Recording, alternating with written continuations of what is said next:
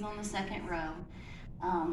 But when we do, just get those Fruit of the Looms on the front line, and we just bravely and boldly let other people know what we're struggling with or how we need help or support, we can grow into such strong women of Christ. Okay, well, I gave this person a 1-day notice and asked if they would come up and share their story. So that's Emily Welker. She can come on up. And when I first met Emily, don't worry, if I call you up here, I'm not going to blast you like I am Emily. I know her, so I'm pretty sure she'll remain my friend. You should come up here so you can. So when I first met Emily, I walked into this mom group, which I didn't want to go to because I didn't think I needed any type of help or support as a mom. I had it all together. I walk in my first day. Emily is it called?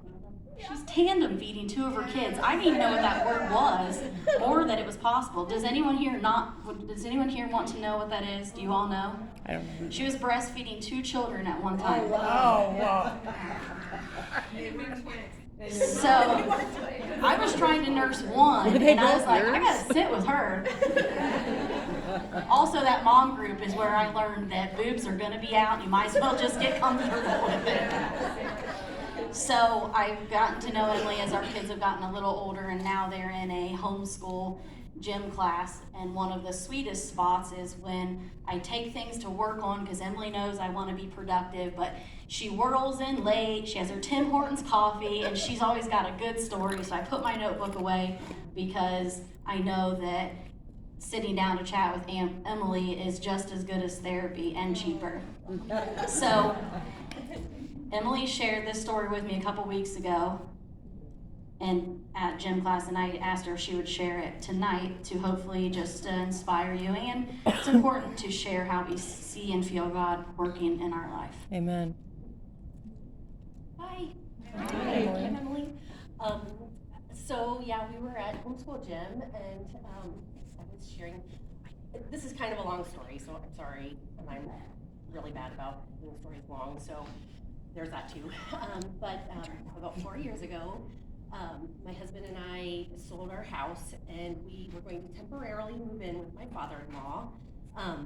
And that temporarily, 3-week period became 4 years that we were with him.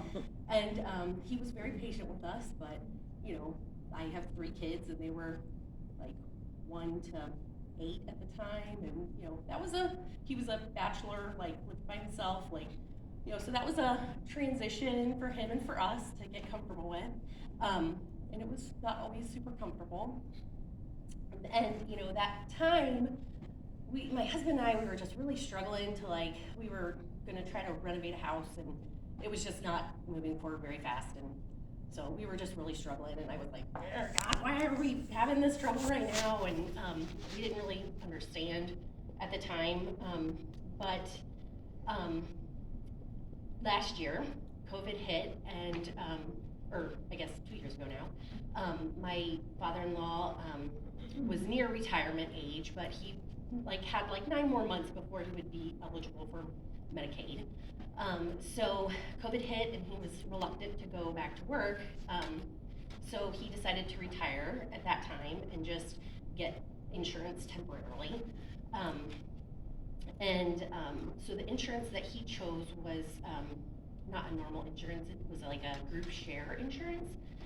And so a couple of months into retirement, he started having some trouble swallowing and breathing. And it got really bad. And in September, he went to the hospital. We actually were there at home. He was just not able to breathe. And we called 911, and he had a tumor that was growing on his legs. So he had emergency surgery, and they removed his voice box, and it was very, very troublesome and difficult time. But we were able to be there with him and help him recover from that. So that was September, and in November, we found out that the insurance company, because they were considering it a pre-existing condition, because he had gone in January to the doctor about having some trouble, and so they considered a pre-existing condition. So his none of his doctor's bills were covered, and he was just devastated. You know, he had just retired, was trying to you know, living on his fixed income, you know, to begin with. But he, you know, we just kept like applying for financial aid and just kept getting denied and kept getting denied, and you know, it was heartbreaking to see, you know. But he finally got to the point where he was making $1,200 a month payments towards this $80,000 bill that was, you know, just going to be there for a long time. And so, you know, he was just making do. And I was telling Ashley like 3 Thursdays ago about the situation and how, you know, difficult it had been. And she was like, I think you just need to like, you know, just apply one more time. And I was like, yeah, well, you know, we've done it all. Like, we've called every person and talked to every different financial aid officer and like all of Ohio State, and we even like called, you know, legislatures and, you know, all kinds of stuff trying to get help. And oddly enough, on Friday afternoon, we went to our homeschool co-op and we're coming home, and I got a text from my father-in-law that was a letter from Ohio State that was that they were paying. He had been approved for financial assistance 100%.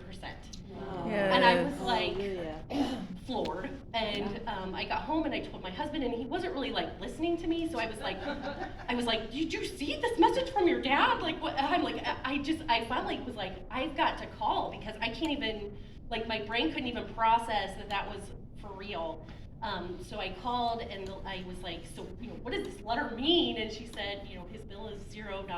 And I was bawling and a mess. And so we FaceTimed Steve and, you know, told him, you know, this is for real. Like, and I'm like, just the coincidence, you know, at this point it had been 2 years that we've been like fighting to try to get this covered, and just the coincidence, and I'm just dumbstruck by like how coincidental it was that Ashley and I were just talking about this, and you know, that the letter was like in the mail. It was just, so that was it, just